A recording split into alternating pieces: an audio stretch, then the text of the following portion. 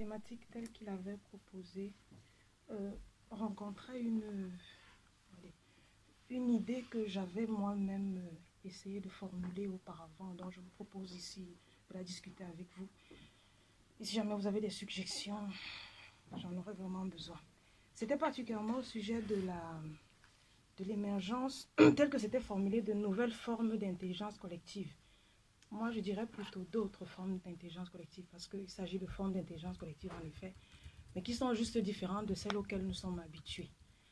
Donc, l'enjeu du pragmatisme dans la théorie des normes,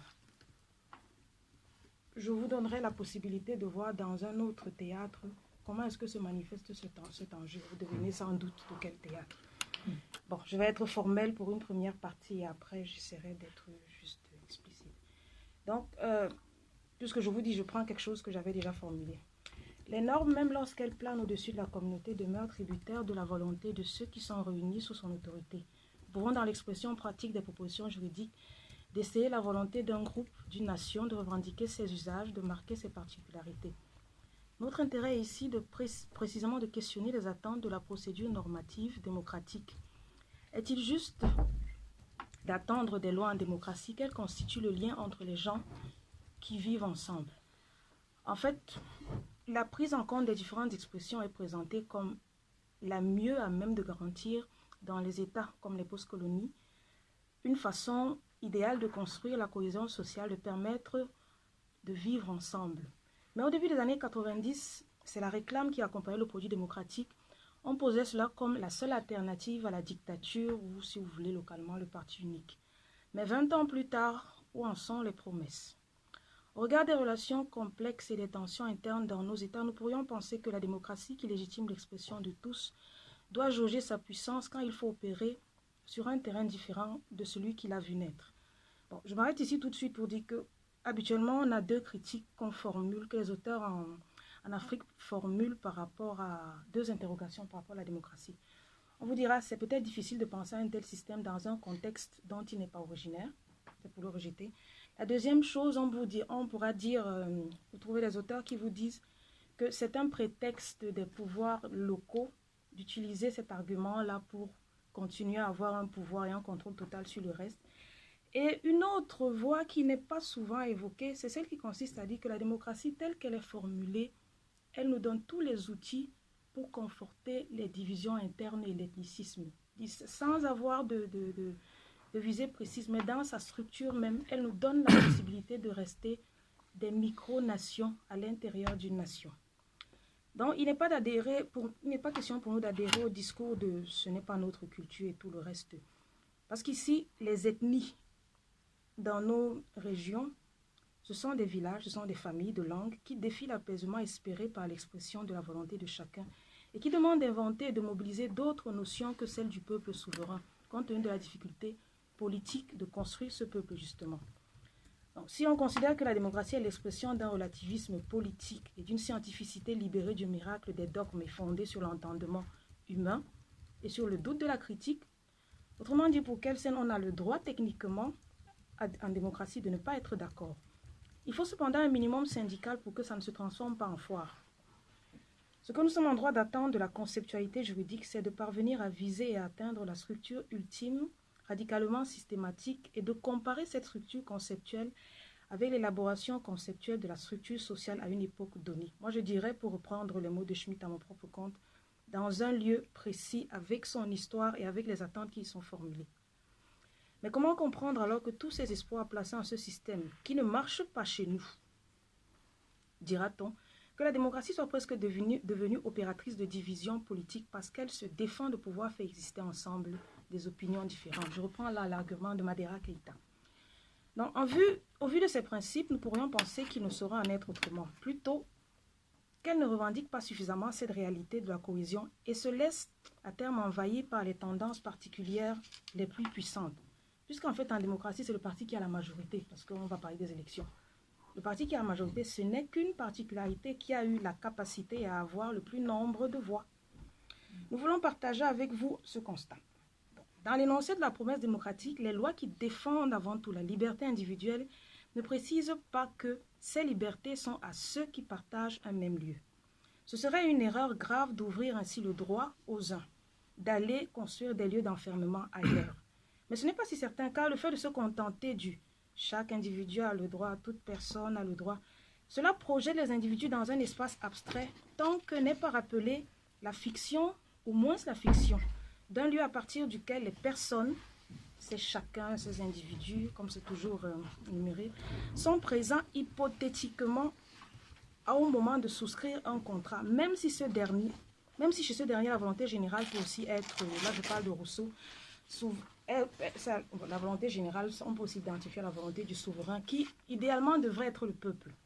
Ce peuple qui est fait de personnes particulières, mais qui devrait dorénavant s'accorder. Le devrait, cela nous représente ce que la démocratie veut promettre, mais en a-t-elle réellement les moyens en l'état, alors qu'elle promet aussi à tous ceux qui ne sont pas d'accord, disions-nous précédemment, de coexister. Bon, je donne l'impression d'insister sur cette question, mais plus tard vous allez comprendre pourquoi. Parce qu'à partir des post-colonies, de notre environnement, il y a une interprétation possible à ces difficultés. Quand je parlais du lieu tantôt, c'est parce que la gestation accélérée de nos nations administratives en a fait, de fait et réellement et toujours, des rassemblements de populations dont les constitutions affirment avec enthousiasme qu'elles sont un peuple. Parce qu'au moment des indépendances, nous sommes devenus des peuples, des territoires, des nations, tout ce que vous voulez. Mais c'était un peu prétentieux à l'époque parce que nous nous sommes retrouvés au hasard du dessin et des limites administratives qui avaient été tracées.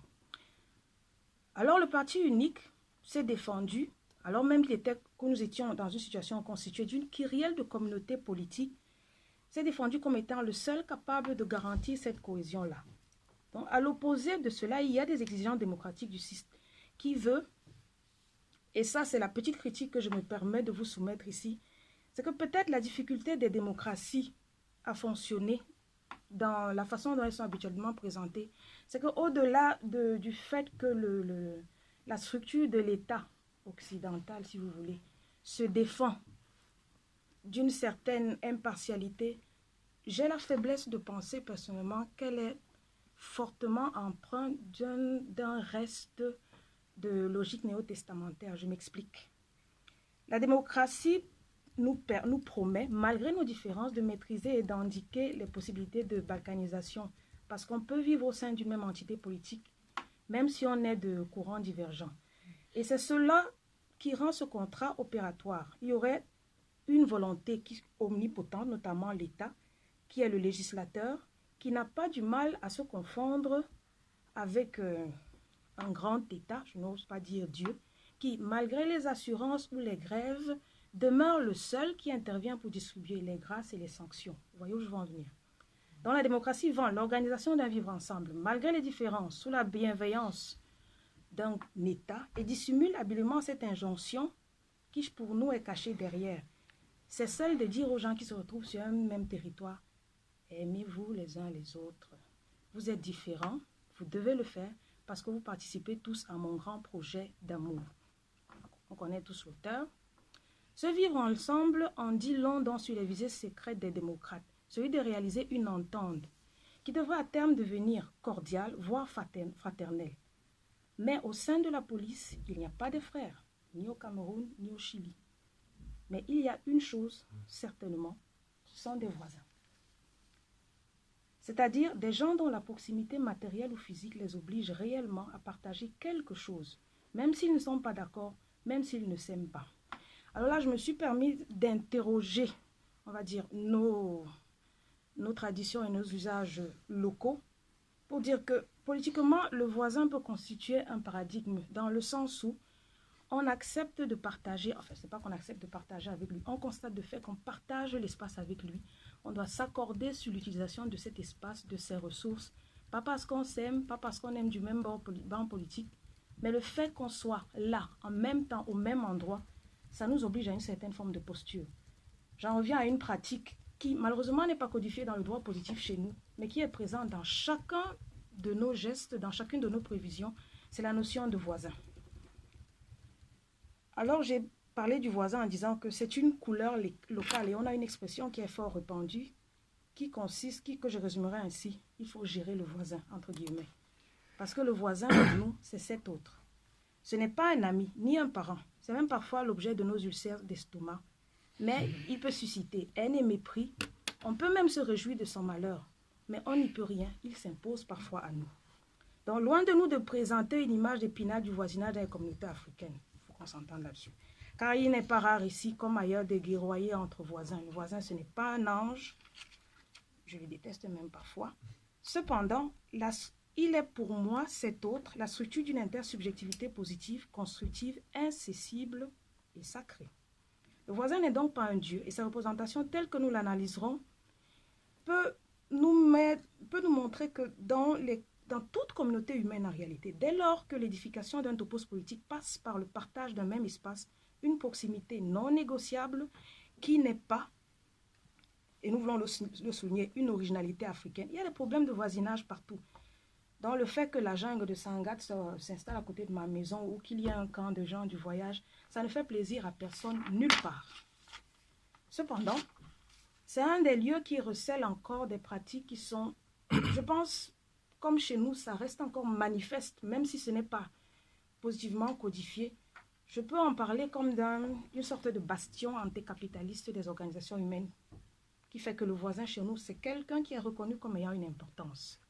Cette figure jouit d'une immunité particulière. Il nous oblige, on est par exemple obligé d'assister à des cérémonies familiales chez lui, des veillées funéraires, dans un contexte où il n'y a pas de funérarium. Les corps viennent à la maison, vous y allez même si vous le détestiez. En effet, l'obligation d'avoir un minimum de rapports cordiaux avec son voisin, sans le prendre en affection, nous le rappelons, c'est pour répondre à deux exigences. Il y a une autocensure qu'on s'impose à soi-même et une censure collective qui protège mon voisin de l'expression totale de ma fureur. C'est le fait qu'en cas de nécessité, d'incendie par exemple, et là-dessus, les seuls travaux que j'ai trouvés, c'était malheureusement des travaux d'urbanistes africains qui expliquaient, quand on essayait de comprendre pourquoi nos habitations avaient une certaine architecture, les gens vous disaient toujours, vous savez, avec les voisins, il ne faut pas faire trop de problèmes. Si jamais il y a le feu chez moi, c'est la première personne qui va arriver. Effectivement, avant la famille, les amis, et je dirais avant le 112 quand on est en Europe, pour celui, avant la police, c'est le voisin qui est le premier. Donc la relation de voisinage n'est donc pas une simple conjecture circonstancielle. C'est un statut et dans l'espace public africain, il relève d'un traitement particulier parce qu'il incarne un concept qui peut sembler abstrait aujourd'hui, la solidarité entre les humains, mais davantage la solidarité du vivant, qui repose sur autre chose que l'amitié ou le devoir de réciprocité. C'est un mécanisme de survie qui met en relation tous les organismes qui veulent se maintenir en vie le plus longtemps possible et qui sont donc condamnés à collaborer. En effet, mis à part, comme je disais tantôt, vous avez le droit de détester votre voisin. Il y a aussi que ce voisin qui, sans ménagement, peut faire déguerpir les enfants qui viennent s'accroupir autour de son réverbère, parce que c'est parfois le seul du quartier la nuit, bien qu'ils soient à l'extérieur, parce qu'ils viennent là pour faire leurs devoirs, parce qu'à la maison, il n'y a pas d'éclairage, parce que peut-être on n'a pas fait payer la facture d'électricité, ça arrive. Cet individu-là, certes, il est, aux yeux de tout le quartier, il est exécrable. Seulement, quand il se passe quelque chose sur lui, même s'il a ce statut d'être le voisin bizarre, tout le monde doit venir. Alors, vous l'aurez bien compris, dans ce contexte, la fête du voisin, ça ne veut absolument rien dire, puisque de toutes les façons, il s'impose à nous. C'est l'État qui organise la solidarité, soit, et qui délègue certaines tâches à des organismes dédiés. On va parler des mutuelles ailleurs. Ce sont des entités, pourquoi pas, qu'on peut considérer comme étant en réalité des entités, je n'ai pas pu trouver le mot pour dire supra-quartier de voisins. Mais dans certaines parties encore, malgré qu'on a toujours le droit de détester et de le haïr, on garde vis-à-vis de lui des devoirs. Et lorsqu'on ne souscrit pas à ces devoirs, vous vous faites même traiter, et dans ce contexte, c'est considéré comme une insulte d'être un voisin occidentalisé. Ou si vous voulez, un mauvais voisin. Donc, comme je vous le disais tantôt, le voisin est sacré. Il convient à présent de se débarrasser de cette idée de l'entente fraternelle, cordiale entre gens qui partagent un même espace. On doit s'entendre d'une certaine façon parce qu'on n'a pas trop le choix. Donc, c'est dans la recherche de l'occupation de l'espace et pour limiter les options belliqueuses que s'inscrivent le vivre ensemble. Ce n'est pas l'idéal d'un ashram, on n'est même pas dans une gentille communauté hippie. Vivre ensemble, c'est mettre la coprisance possible des intérêts particuliers sans recourir prioritairement à la force et sans se voiler d'une sympathie naturelle pour le voisin. Dans le langage, il y a des expressions, mais comme je disais tantôt, dans le droit positif, cela n'est pas codifié. Mais alors, cela m'a conduit à, et ça c'est une partie que je n'aurai pas le temps de, peut-être je reviendrai dans les explications, à questionner autre chose. Pourquoi est-ce que j'ai voulu parler du voisin? Parce que ça fait partie des revendications de pratiques locales qu'on a gardées chez nous, qui sont mieux que celles qui se passent ailleurs. Mais jusqu'où sommes-nous prêts politiquement à entériner ce rapport que nous avons vis-à-vis de la notion de la personne du voisin? La question que j'ai eu envie de poser quand je pensais à cela, elle va peut-être vous surprendre, mais c'était celle-ci. Quand on regarde ce qui s'est passé dans certains pays, dans les années 94 par exemple, on aura envie de dire à ces gens-là, comme avant on avait dit à Abel, à Caïn, qu'as-tu fait de ton frère? Moi j'aimerais dire, Tutsi, qu'as-tu fait de ton voisin? Donc au-delà de la détestation, si tant est vrai que c'était une valeur, quelque chose de tout à fait affirmé chez nous, ça devait être suffisamment sacré pour que, quels que soient les griefs qu'on a vis-à-vis du voisin, qu'on ne soit pas en mesure de passer à l'action. Donc c'est ce qui rend le voisin singulier, c'est cela. Malheureusement, le juriste qui interdit un certain espace, et là je fais référence à une décision qui a été prise dernièrement, en disant que même dans la mécanique du droit, on peut envisager cette traduction du rapport qu'on a vis-à-vis du voisin, qu'on ne négocie pas, qu'on ne choisit pas, dans la décision, par exemple, que peuvent prendre des juges pour interdire un certain espace à une certaine personne. Je pense à quelqu'un qui a bénéficié d'une liberté conditionnelle dernièrement. Dans les restrictions des endroits dans lesquels il a le droit de se rendre, on peut voir, au-delà du fait qu'avec sa conditionnelle, on reconnaît juridiquement qu'il a, vis-à-vis de la société, couvert une partie, ou si vous voulez, totalement sa dette. Mais on reconnaît aussi implicitement qu'on ne peut pas imposer au père de Julie d'avoir cette personne pour voisin, par exemple. Le voisin, donc, c'est selon nous une des formes d'intelligence collective qui engage le droit à servir les intérêts pratiques immédiats de la vie du droit. Je m'arrête là.